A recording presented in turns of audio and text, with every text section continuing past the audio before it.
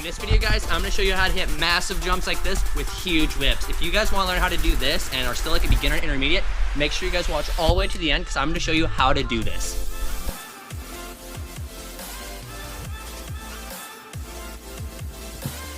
Now that we've got our overly dramatic intro in, let's get right into today's video. So in today's video, we'll be teaching you how to whip, but not just whip. I'm going to teach you how to do what I'm calling a glitch whip. So I've been working on doing normal whips, but what I started doing is like this weird whip where I whip the last second, and it's kind of cool, and I would almost call it not its own trick, but in a different category of trick. Like think of dogs. There's tons of different dogs, but this is like a specific breed of dog. So you've got like your scrubs, your normal whips, just big like ones where you get like all the way 90 and stuff, which are so cool. But this is a whip that I've kind of just picked up, and I think it's kind of cool, so I thought I'd teach you guys how to do it.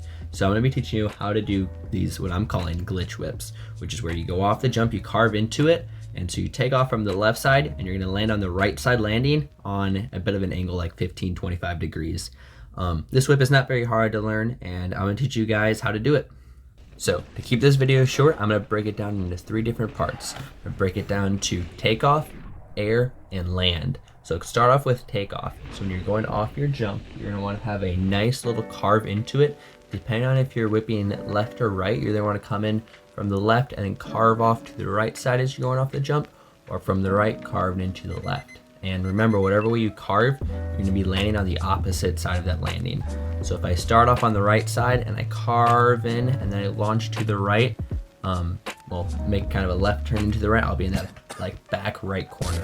So you're coming in, you just want to make a nice little carve, not huge, you don't want to overdo it, but it's a nice little carve, and then come up and pop, and as you're popping, just send it straight up like you're doing a normal jump, which leads us right into tip number 2, which is going to be air. So when you're in the air, you want to hit just like a normal jump, but you'll see once you're in the air, you're coming in at an angle into the landing.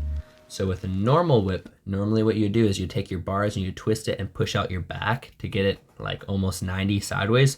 But what you're going to do is not move your bars, but you're going to push out with your lower half. So with your legs and stuff, you're going to push out with your bike and kind of try swinging it out to match that landing angle. So when you transfer over, you're making a smooth landing, therefore creating the glitch whip. So it's really push out. You can use your arms a little bit, but it's mostly in your lower half. Just push it out, really try tweaking out the back of your wheel as far as you can and matching that landing, and that'll give you like that 15, 20, 30 degrees even of whip, which looks, I think, pretty cool to create what I'm calling the glitch whip here. So once you do that, you're going into step number 3, which is landing. When you're coming in for your landing, you don't want to be all wonky, so you don't want to toggle your wheel. So if you can match that landing with your whip, you're only going to have to correct just a hair. You're not going to have to do like a full correct like what you do on a normal whip. So what you're going to do is you're going to bring your bars, just kind of line it up with that landing and get ready to take the impact. It's going to feel like a normal landing if you do it right, but just come in, really dive down into that landing just like a normal jump, because after you tweak it out, you'll be coming like directly back in just like a normal jump.